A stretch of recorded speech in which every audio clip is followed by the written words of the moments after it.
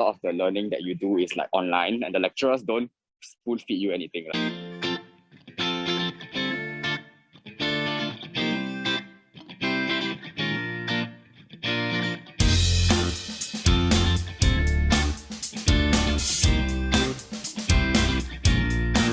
I EAE into Ngee Ann Poly Mass Communication. I'm sure there's a bad rap about Ngee Ann Poly right now, but I promise we're not all like that. Okay, next slide. So this is basically a rough overview for mass communication. So these are like some of the modules that we take.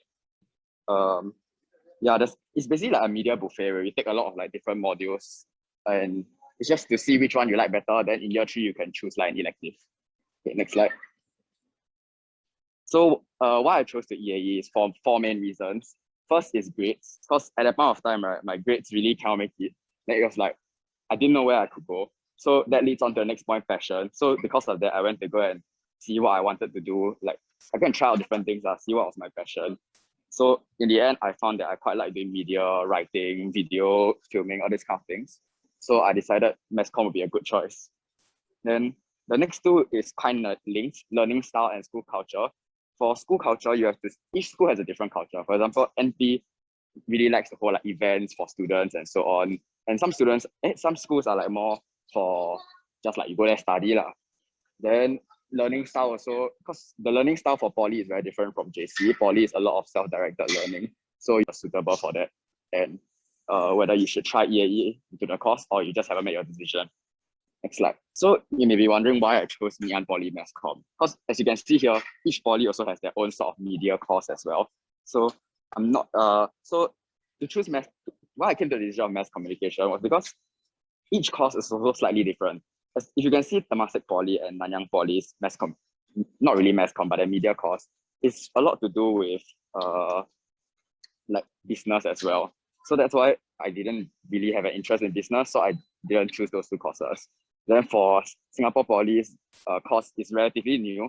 Last year it was like the first year they intake a batch, so I didn't really consider it. And then I chose Ngee Ann Poly Mass Comm because firstly school culture, of course. Secondly, and it's because of the like all the alumni that have come before in Ngee Ann Poly Mass Comm, and a lot of them are in the industry now. So I thought Ngee Ann Poly Mass Comm would be the best route to go. Next slide. So this is my portfolio.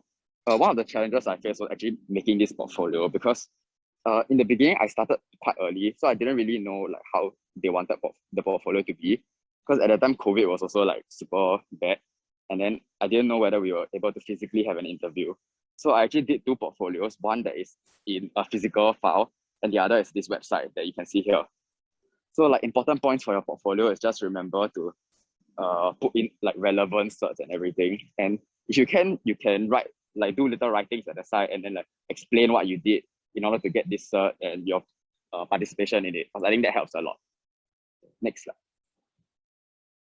So my friend Ryan and I both made videos regarding this EAE like subject. He did one on general questions and I did one on portfolio. So if you want, you can check it out. Okay, next slide. Okay, so this is the 600 character write-up. This write-up is course specific. For me, I only wrote one because I only applied to one course. Not really because it was the only course I was interested in, but because I always hear that they will ask you questions like, why do you put so and so as your second choice or third choice or first choice also? So I thought like, oh, since they can see how many choices I do, I just put one choice that shows that I really want to go to the course. Yeah, then this 600 character write-up is course specific. The main thing for this one, right, is writing about why all your achievements can help the course and why you should be in the course. For example, you can't just say, oh, I participated in SYF, because that means nothing to the lecturers. You must say like, I participated in SYF, so I have gained these skills which can help me in this way. Yeah. And it's also quite a challenge because instead of a 600 word write-up, it's a 600 character write-up. And 600 characters is not a lot to write. Yeah, okay. Next. For 1000 character write-up, this is not course specific. It's also optional, but most people I know that signed up also did this 1000 character as well. This one can be more general. It just says about your general achievements. It doesn't have to specifically be on the course that you apply for. So this is slightly easier, but it's also still quite tough because 1000 characters, again, is not a lot. As you can see, it's just like one paragraph only. Next slide. So basically, this is how my EAE process went. I started with the write-ups and portfolio prep. And then this was the time where I asked a lot of my teachers for help because like all the write-ups, right? You have many drafts, and then I went to go and ask my ECG counselor to like vet through, and my teacher, like English teacher, to read through also. For portfolio prep, I I spent this time like making my portfolio. So for the website one, right, I made it on Wix. Because Wix is like fairly simple. Like, they help you guide through a lot of things. It doesn't really, it doesn't have a domain cost unless you want to pay for it. But then it doesn't really matter. Like, you just send the link to the EAE people and can already. Yeah, then after that, during this part, it was quite nerve-wracking because after you submit all your write-ups, there's a period of time you have to wait before you get the notification of interview date. So you don't know whether your write-ups made it in or not. Yeah, but they will send you through email, call, text. There's like different schools send different ways. So that's why it was quite nerve-wracking because it was during like school time also. So every text was like, whoa, could it be? Yeah, then when I got the notification of the interview date, I also finished my portfolio during this point. So a lot of it is just touching up and adding new things into the portfolio. Then after that was the group interview. So for mass comm, my course, we had to do a group interview. So they made us they give us these like pictures in a slide, right? Then we had to pick 3, and then we have to make it into a storyline. So when we came together as a group, we had to combine our stories together, work together, and then present this story to the interviewers. So that was one part of the interview as well. I think for mass comm, I'm not sure about other courses, but then a lot of people say like, oh, they'll ask like questions about like really like normal interview questions are like, why do you want to be in this course on? But for me, it wasn't really the case. Like from what I heard, they asked like very funny question. Like sometimes they ask, what is your spirit animal? And they also ask a bit of tough questions. Like for example, out of the 3 people in your interview group, who do you think will make it in? So this stuff like you have to make a decision. You cannot just sit on the fence. But overall, the interview isn't too stressed. You can just like go in, be natural, try your best. I think they're really testing on how like you can present yourself and so on. Lastly, results release. For me, it was quite a shock. I didn't really expect to get in. But then results release is fairly straightforward. You go on the website, you go and see, oh, I got in. Or if you didn't get in, then never mind, then you just work harder for O-levels. Okay, next slide. So ways I prepared myself, like I said, I consulted my teachers and ECG counselor. ECG counselor for my write-ups, they helped vet.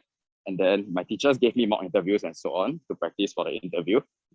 Then I found other EAE students through Reddit and Telegram.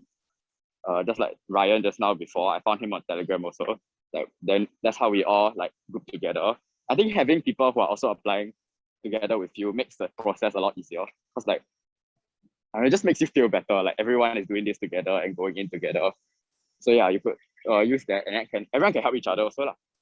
Then I learned new skills and embark on new projects. So basically, I was quite lucky because during my application period, it was during COVID, HBL. So during that time, I was able to go and try out different things. For example, like I said, I tried out video editing and photography and all these different things. So I think using that, I was able to learn new skills that I could put in my portfolio. So it may be a bit tougher now, but I think you can still try and find like time here and there. You don't need to be an expert at it, but like showing that you have an interest and a passion in it is like step 1 already. Okay, next. So any tips? Next. Firstly, start early. You don't want to be stressed out like very near the deadline. It's always easier to be more prepared and start earlier. Then consult your teacher, ECG counselor. Like I said, they can help you. I'm sure all of them are like willing to help you. Then third is do not be complacent. This is super important because I've had some of my friends that got accepted but still didn't make it. Because there's still like minimum requirements for each course. For my course, it was B4 English and a pass for E-Math. So it may be quite difficult for some people. Then even if it's not right, you can't be overconfident and just be like, never mind, only study and get, because there's still a chance. And so long as there's a chance, you cannot risk it. So yeah. Then ask your seniors and visit open houses to find out more about the different courses. Yeah, like I said about the school culture, this is all like depends on you. You'll see whether like which school culture fits for you. Because MP is like a lot of events and stuff, and if you're not really like the event type, join participate events, all this, right? Then it might be a bit harder because a lot of the students there will also want to join CCAs, join events and all these different things. Then lastly, manage your time well. A lot of this EAE process happens during your prelim period or leading up to O-levels. So you also must remember like to plan your time and like study as well. Don't just focus on your EAE. Next slide. These are some questions to ponder. Is the learning style suitable for me? Poly learning style, like I said, is self-directed learning. A lot of the learning that you do is like online, and the lecturers don't spoon feed you anything. Like they just ask if you don't know anything, and then like you come to lesson, you ask him question, and then everything else is hands-on. And also like a lot of the we don't have a major like A-level as an exam. It's just like small tests or like doing project work that is very high percentage. So yeah, you'll see which style of learning style is better for you, whether it's take a major exam or have like a project scattered around the entire year. Then which course am I interested in? Do I have an adequate portfolio? And am I committed to this course, right? These three are very linked because for EAE, if you accept the course, right, then you cannot, even if you get perfect score, 6 points minus 4 or something, you get 2, right? You cannot change your mind and go Hwa Chong or go RI, right? If you accept the course already, right, that's it. Yeah, you are going to that course no matter what. Yeah, then you also, if I'm not wrong, you also cannot drop out halfway through your course. So it's a commitment. You must think whether this is something you're interested in and you're willing to spend 3 years on.